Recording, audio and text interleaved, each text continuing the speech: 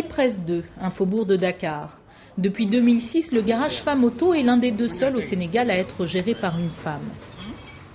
Au milieu du cambouis et des boulons, 6 femmes mécanos travaillent à temps plein dans cette entreprise qui compte 15 salariés. Avec les 5 millions de francs CFA que Ndeye a réunis pour lancer son activité, elle compte aujourd'hui parmi ses clients les plus fidèles des véhicules de société. Je recevais que des promesses, je n'ai rien reçu de l'État. Finalement, je me suis dit que je vais essayer de me battre, essayer de voir comment je peux faire. Parce que ce que je voulais le plus, c'est de venir en aide aux mécaniciens qui sont au chômage, surtout aux mécaniciennes qui suivent des formations, qui n'ont pas d'embauche au niveau des sociétés. D'autres diplômés rencontrent des difficultés à s'insérer sur le marché de l'emploi dans des catégories socio-professionnelles d'ordinaire réservées aux hommes. Ainsi, les Taxi Sisters sont lancés en 2007 avec l'appui du Fonds national pour la promotion de l'entrepreneuriat féminin. 70 millions de francs CFA ont été injectés dans 10 taxis.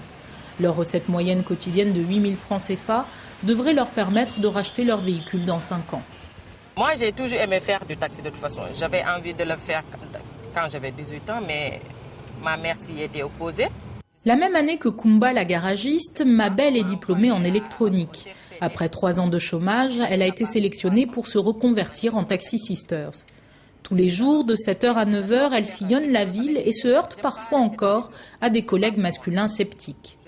Ils nous créaient des problèmes sur la route, ils nous coinçaient par là. Bon, ils ont fait tout, ils ont même dit des mots qu'on a entendus, ils ont traité de tous les noms, mais ce n'est pas tout le monde quand même.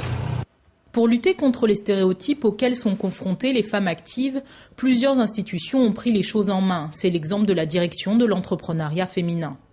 Nous allons lancer d'ailleurs un programme de la promotion de l'esprit d'entreprise au niveau des différents établissements. Nous l'avions déjà commencé, mais nous allons encore insister parce que nous sentons que jusqu'ici les blocages persistent et il faut la sensibilisation.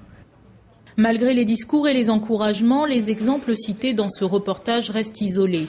Au centre de formation professionnelle et technique de Dakar, les femmes diplômées en mécanique automobile sortent au compte-gouttes, à raison d'10 au cours de la dernière décennie.